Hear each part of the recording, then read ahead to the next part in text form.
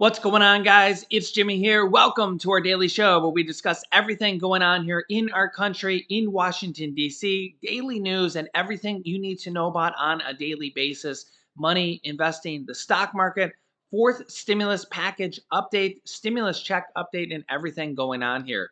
If you haven't subscribed to our YouTube channel yet, make sure to click the subscribe button down below. Right now, it's completely free to do so you don't miss out on new videos that come out here every day at 10 a.m., 3 p.m., and 8 p.m. Eastern Standard Time. I will keep you up to date here. Also, thank you so much for hitting the like button for us down below. You guys are absolutely amazing. Things between Ukraine and Russia, and then thereby here with the U.S., are escalating, as you can see here from the New York Times. With a missile shot, Ukraine sends a public warning to Russia. Yeah, and it kind of makes us wonder here, how much closer are we getting to things actually going to war here between Ukraine and Russia, and then thereby the United States getting pulled into this? It does make you kind of wonder. Yeah, you can see here Ukraine shows off new U.S. weaponry that we sent them in a signal to Russia. As remember that we are a NATO ally, and we have now sent over troops into Eastern Europe, into a couple different countries here. You can see here first U.S. troops intended to reinforce NATO allies in Eastern Europe arrive into Poland and to a couple different countries. So we are involved in this. We are involved in this. And if things actually escalate on the Ukraine border, it will get worse. Yeah, so this is something that is escalating here. You can also see here on this that Russian President Putin and Chinese President Xi called for a halt to NATO expansion during a show of unity together at the start of the Beijing Olympics. They actually had a meeting, and China has actually backed Russia together, and they're somewhat maybe considered allies here at this point, which is not really a good thing for us. And it does kind of make you wonder uh, what could happen here in the future. Yeah, and how big this could get here going in the future. And yeah, well, all we can really hope here at this point is that things de-escalate. But as of right now, Russia has over 100,000 troops at the Ukrainian border and has not backed down a nickel. So, yeah, I will keep you up to date here on the situation. Meanwhile, here at home, we also grow closer and closer to yet another government shutdown. 49 Republicans pledged to shut the government down over federal vaccine mandates. This would be another government shutdown that could potentially happen on February 18th. Remember that the last funding for the government was just a kick the can down the road situation. And it only funded the government for a couple months, and that is now coming upon us in less than 2 weeks. So that will be February 18th. And remember, the Supreme Court upheld and turned down and shut down one of two vaccine mandates, but they upheld one of two vaccine mandates. So for the one they upheld is for the vaccine mandate that the Supreme Court held up is for healthcare workers. There are several vaccine mandates, like for federal workers as well, that are still in play. And as you can see here from this headline from Fox News, 49 Republicans have pledged to shut down the government, potentially, over federal vaccine mandates. So this is something also that could be happening. You could see here 49 Republicans signed a letter pledging to shut down the government over federal vaccine mandates. Fox News Digital first broke the news of the letter floating around Republican Hill offices. It was formally sent to Senate Minority Leader Mitch McConnell and House Minority Leader Kevin McCarthy on Wednesday. The lawmakers took aim at the, quote, myriad municipalities and states that directly benefit of federal funding as a result of the vaccine orders, including Washington, D.C. They also pointed out that the Biden administration unilaterally imposed 5 vaccine mandates, referring to the mandates on medical workers, the military, federal employees, and federal government contractors, all of which are under vaccine mandates, if I recall correctly. And I think that does look correct. You can see here the OSHA rule that businesses with at least 100 employees must require workers to get vaccinated or test weekly and wear a mask was struck down by the Supreme Court at the beginning of January last month. That's the one that the Supreme Court ruled must be struck down. But all these other ones are still in effect at this time. Let me know your thoughts here down below in the comments. Meanwhile, the Democrats are also fighting amongst themselves here over the stimulus package here. Check this out. Democratic Representative AOC, Alexandria Ocasio-Cortez, mocks Senator Joe Manchin for his yacht lifestyle as he delays the Build Back Better bill. AOC tweets on Twitter and says, seniors, kids, and people with disabilities in my community have been sleeping with bubble jackets on in 18-degree nights, or even much colder than that, to be honest, in New York. Despite paying rent, because the NYCHA, I think that's homeowners assistance, funding to fix their heating and capital needs is in the Build Back Better. Where should I direct them to wait out the cold? Manchin's yacht? Yeah, so she's directly calling out Senator Joe Manchin, who has both her and, or both him and Democratic Senator Kirsten Sinema from the Democrats as well have both been under a lot of scrutiny, a lot of criticism from their own parties, and have been feeling the pressure as well. In fact, check this out. Senate Majority Leader and leader of the Democrats in the Senate faces a brewing war, and progressives ramp up primary threats against Joe Manchin and Kirsten Sinema. Here's what they had to say. Senate Majority Leader Chuck Schumer, Democrat from New York, has a brewing civil war on his hands as Democratic activists turn up the volume on talk about challenging Senator Kirsten Sinema, Democrat from Arizona, and Joe Manchin, Democrat from West Virginia, in future Democratic primaries. And what they mean by this is that when Joe Manchin and Kirsten Sinema go up for re-election in the Senate, that they would have other Democratic senators or potential Democratic senator challengers challenge them, and that they could have the Democratic parties back the other Democrat challenger as the primary candidate. And so this is looking more and more likely, especially for Kirsten Sinema. We'll have to see how likely this becomes. But what could happen here is that we'll just take Kirsten Sinema as an example here, or even for for anybody, right? But for Kirsten Sinema here, what could happen is her own state's Democratic National Caucus here just censured her. And all of her donors, or not all of them, but a lot of her donors from her own Democratic donors are abandoning her and not donating to her anymore. She's getting some Republican donors, but it's not nearly the amount of Democratic donors that she would get. Okay, and the people that knocked on doors for her to get people to vote for her, that they said was over 2 million votes, are saying they're not going to do that anymore for her. She's not going to be able to knock on 2 million doors.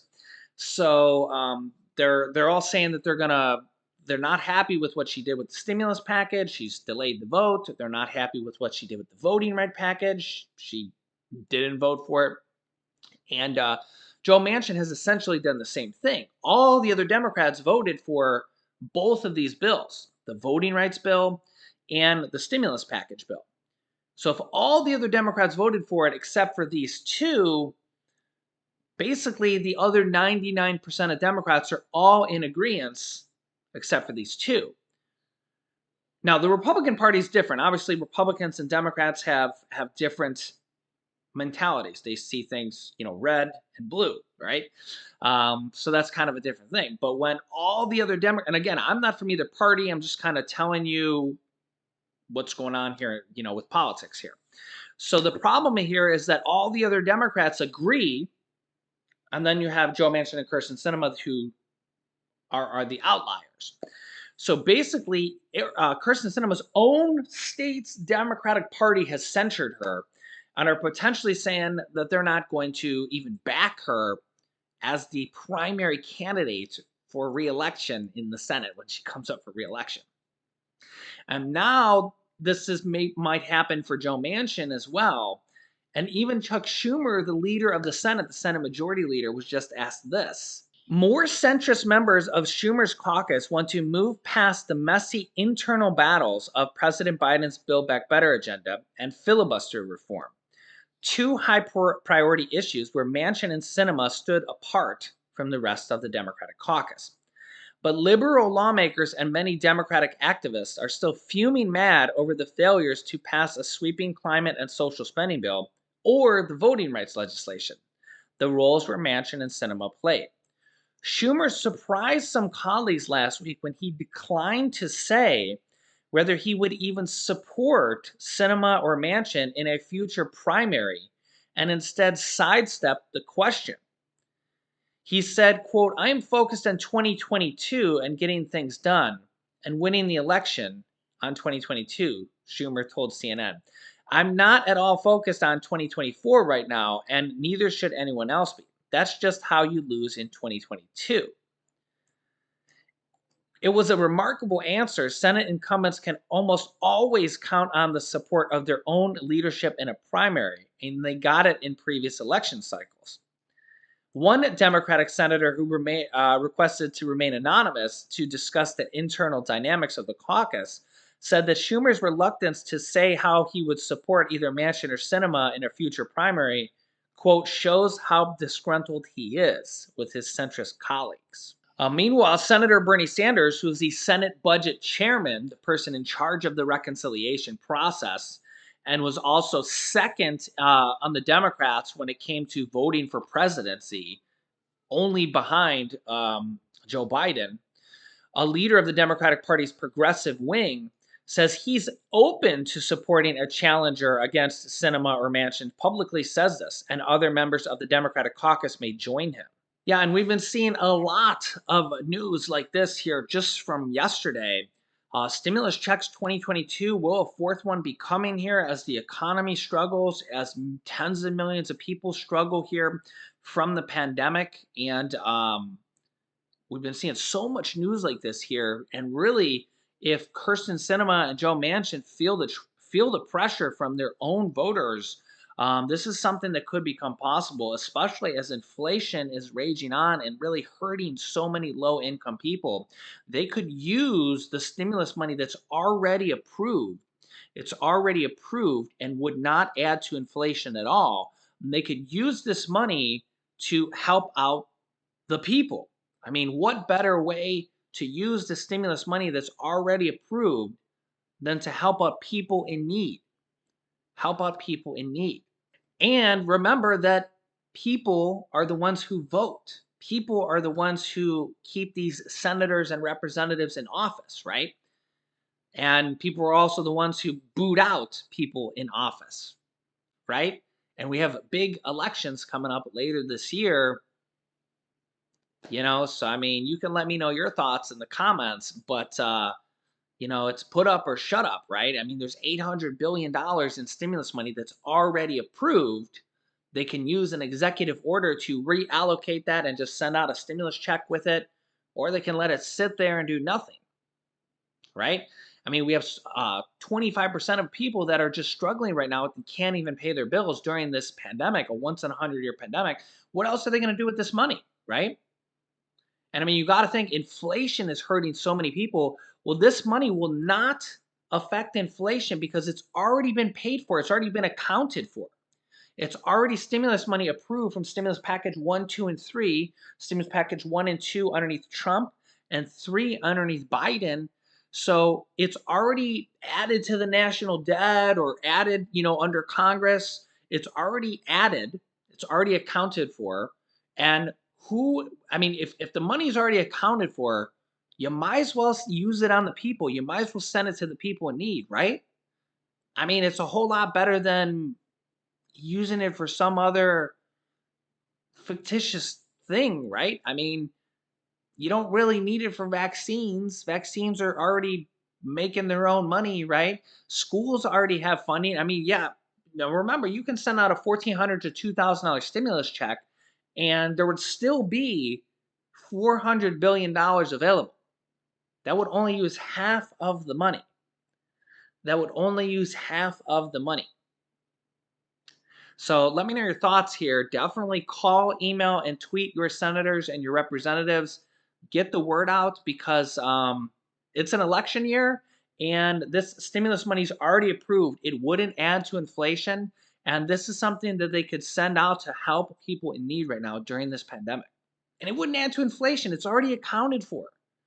They could send it out to people making under $50,000, or they could use the same thresholds as last time, under 75,000, whatever they decide to do, and they would still have $400 billion available left over. There's $800 billion left over. So they wouldn't even need to add new stimulus money. I know it's crazy to think that there's that much stimulus money left. So, I know that they always want to say, "Oh, let's pass a new package. Let's pass a new package." And Build Back Better does have a lot of good things in it that needed to be done for a long time. You think about benefits for seniors. You think about paid family and medical leave. We're the only first world country that doesn't have it. You think about lowering the cost of childcare. I mean, families pay 21% of their income in childcare. If mom works and dad works, and the children have to go to childcare, it's insane. Childcare is $200 a week or more in some places. You're paying $800 a month. That's $10,000 a year for childcare, or more if you have multiple children.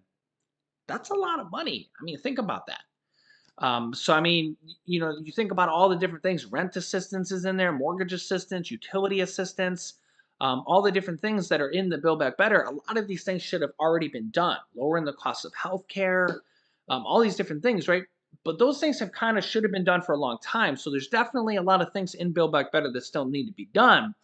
But sending out a stimulus check with the stimulus funds that are already available should also be done as well.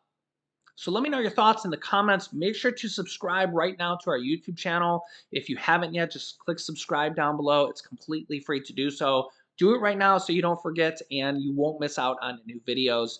You can also click the bell icon next to the subscribe button to get reminders when we go live so you won't miss out. New videos come out here every day at 10 a.m., 3 p.m., and 8 p.m. Eastern Standard Time. You can click here to watch my newest video next. You can click this bottom video on how to get utility assistance. You can get up to $1,000 or more on utility assistance, and this video shows you how to do it. This top video is how to get rent assistance. You can get up to 12 months or more of rent assistance from the third stimulus check package, get your rent paid. And this bottom video is how to get homeowners assistance. You can get up to $80,000 in homeowners assistance. So click on one of those videos next. Thanks for watching, guys, and I will see you in the next video.